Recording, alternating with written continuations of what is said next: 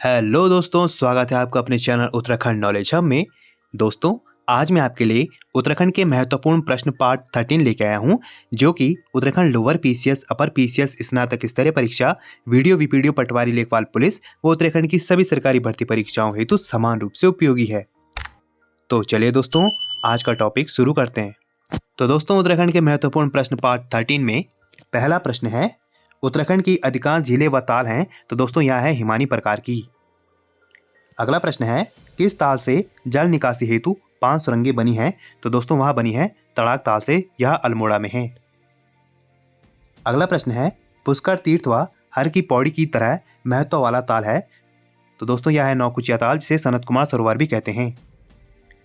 अगला प्रश्न है, द्रोणाचार्य से संबंधित द्रोणताल स्थित है। तो दोस्तों, यह काशीपुर में स्थित है, जो कि उधमसिंह नगर में है। अगला प्रश्न है, नल दमयंती, गरुड़ तथा राम सीता आदि ताल किस प्रमुख ताल के अंग हैं? तो दोस्तों, यह 7 ताल के अंग हैं, जो कि नैनीताल में है। अगला प्रश्न है, नैनीताल झील की खोज 1841 में की थी। तो दोस्तों, यह सीपी बैरन ने की थी। अगला प्रश्न है, नैनी झील घिरी है 7 पहाड़ियों से, जिनमें सबसे ऊंची पहाड़ी है? तो दोस्तों, इनमें सबसे ऊंची पहाड़ी है नैना या चाइना पीक।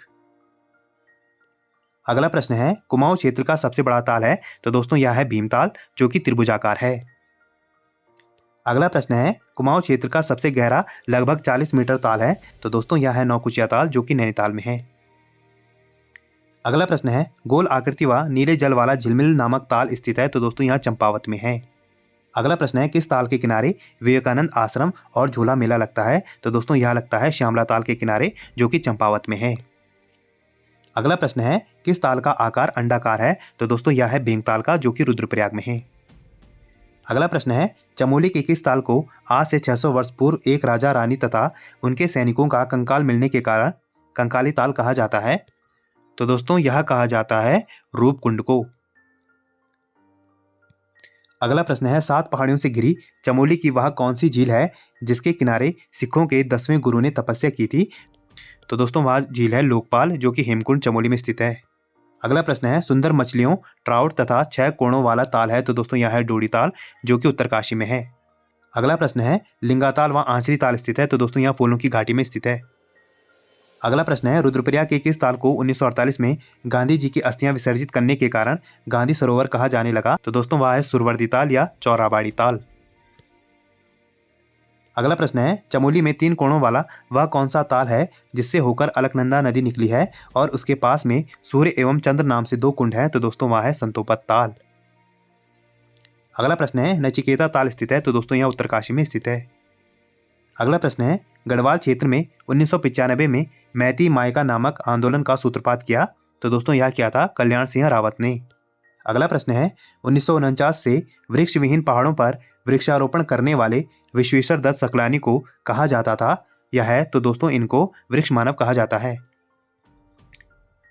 अगला प्रश्न है, किस आंदोलन में केवल अविवाहित युवतियां ही शामिल होती हैं? तो दोस्तों, वह आंदोलन है मैती आंदोलन। अगला प्रश्न है, वृक्षों की कटाई के विरुद्ध 1994 में टिहरी के बिलंगाना क्षेत्र में कौन सा आंदोलन चला था? तो दोस्तों, वह चला था रक्षा सूत्र आंदोलन। अगला प्रश्न है, डुंगी पैंतोली चमोली वन आंदोलन किस वृक्ष के जंगलों की कटाई के विरुद्ध शुरू हुआ था? तो दोस्तों, यह बांज वृक्ष के जंगलों की कटाई के विरुद्ध शुरू हुआ था। अगला प्रश्न है, 80 के दशक में उफरैंखाल गांव पौड़ी के युवाओं द्वारा पानी की कमी को दूर करने के लिए सच्चिदानंद भारती के नेतृत्व में कौन सा आंदोलन चलाया गया? तो दोस्तों, यह चलाया गया था पानी राखो आंदोलन। अगला प्रश्न है, वृक्षों की कटाई के विरुद्ध 1994 में टिहरी के बिलंगाना क्षेत्र में कौन सा आंदोलन चला था? तो दोस्तों, यह चला था रक्षा सूत्र आंदोलन। अगला प्रश्न है, झपटो चीनो आंदोलन के प्रणेता थे? तो दोस्तों, यह थे गोविंद सिंह रावत। अगला प्रश्न है, किस आंदोलन का प्रारंभिक नारा हिमपुत्रियों की ललकार, वन नीति बदले सरकार, वन जागे वनवासी जागे था? तो दोस्तों, यह था चिपको आंदोलन का। अगला प्रश्न है, राज्य में ऊंचाई पर स्थित बुग्यालों में डोरवा पारंपरिक वस्त्र पहने चरवाहों को कहा जाता है? तो दोस्तों, इनको कहा जाता है पालसी या वाल्च या बकरवाल या लड़िया। अगला प्रश्न है, राज्य में सर्वप्रथम किस औषधीय पौधे की खेती शुरू की गई थी? तो दोस्तों, वह था बेलोडोना। अगला प्रश्न है, चरथी बुग्याल स्थित है?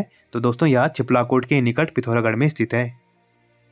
अगला प्रश्न है, किस बुग्याल को वेदों का प्रणयन स्थल माना जाता है और अपने सुंदर मखमली घासों के लिए प्रसिद्ध है? तो दोस्तों वह है बेदनी बुग्याल, जो कि चमोली में है।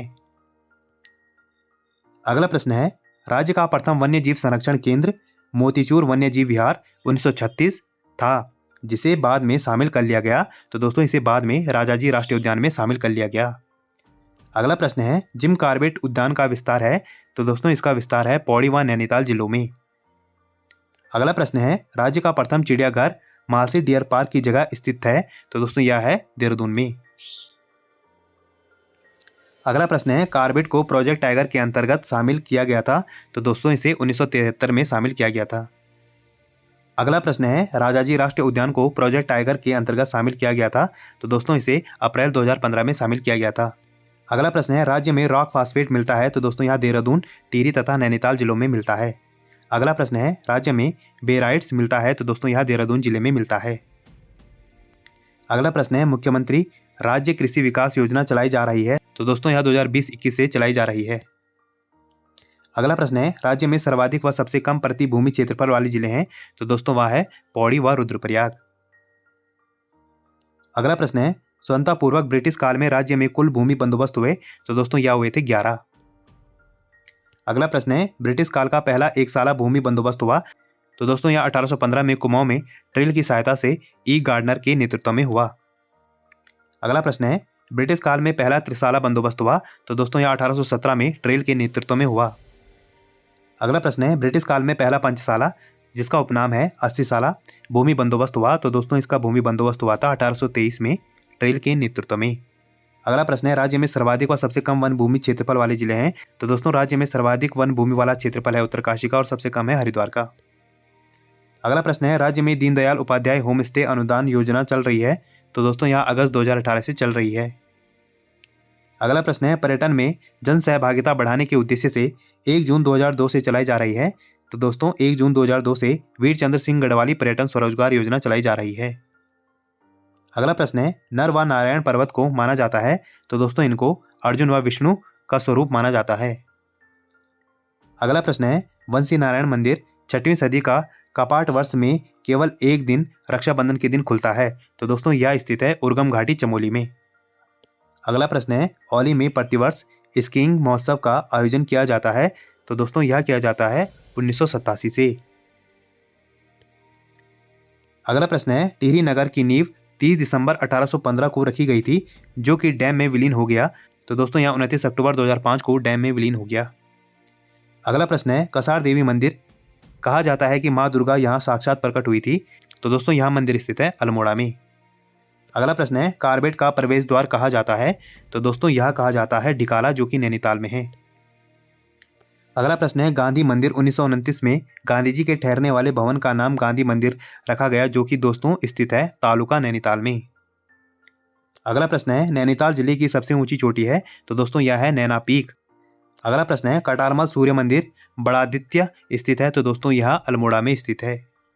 अगला प्रश्न है, गांधी कुटी जुलाई 1929 में गांधी ने यहाँ 3 दिन निवास किया था? तो दोस्तों यह किया था ताड़ीखेत में, जो कि अल्मोड़ा में है। अगला प्रश्न है, फूलों का बुग्याल, दोस्तों यह इसका उपनाम है, इसको कहा जाता है गुरसो बुग्याल, जो कि दोस्तों जोशीमठ के निकट चमोली में स्थित है।